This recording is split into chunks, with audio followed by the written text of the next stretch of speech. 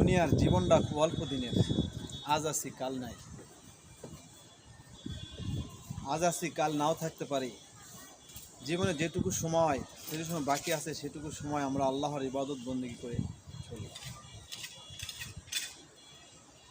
চেষ্টা অতীতে ভুল ত্রুটি যা হয়ে গেছে তার জন্য আল্লাহর দরবারে ক্ষমা চেয়ে নিন, আল্লাহ মাফ করে দেবেন ইনশাআল্লাহ।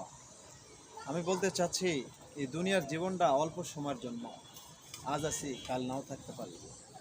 এই পৃথিবীতে আজ আপনাদের সামনে আমি কথা বলতেছি, কালকে কথা বলতে নাও পারি। কালকে আপনার সাথে আমার দেখা নাও হতে পারে, কালকে আমি লাশ হতে পারি।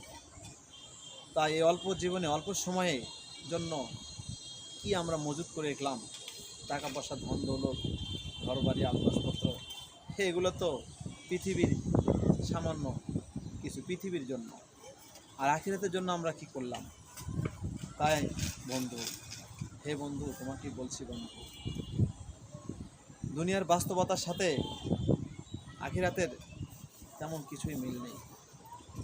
এই দুনিয়া মানুষ আঁকড়ে ধরে আছে, দুনিয়াতে আর যাবে না, কিন্তু দুনিয়া থেকে একদিন তোমাকে যেতে হবে, আমাকে যেতে হবে। আমি আজকে বলছি, কালকে হয়তো আমি আপনাদের সামনে বলতে নাও পারি।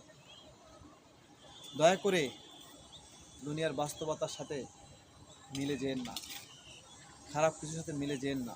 বাস্তবতা যদি মিলতে হয়, ভালো ভালো কিছু বাস্তবতার সাথে মেলেন। আজ বন্যা কবলিতেও যারা ইতিম, অসহায়, দরিদ্র, মিসকিন, তাদের সাথে মিশে চলুন, তাদেরকে সহযোগিতা করুন, তাদের দিকে এক নজর দেখেন। 5 ওয়াক্ত সালাত আদায় করুন, নামাজ পড়ুন, আল্লাহর কাছে ক্ষমা চান।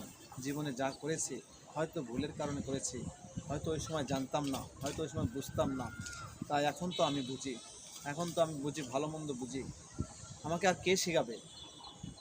আমার বিবেককে কে শেখাবে? আমার এই বিবেক এখন তো আমি শিখছি, আমি জানি। তাই এই বিবেককে আর নাড়া কেউ দেবে না, নিজে বিবেককে নাড়া দিতে হবে।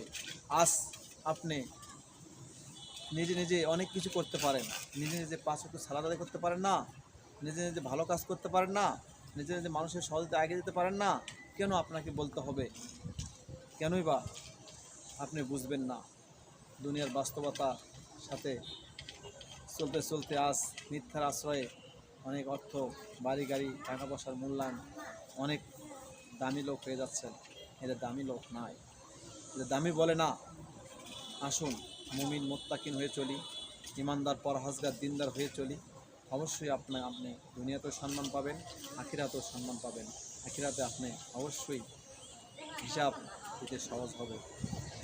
আল্লাহ তাআলা সবাইকে বোঝার তৌফিক দান করুক। আখির দান আলহামদুলিল্লাহ রাব্বিল আলামিন।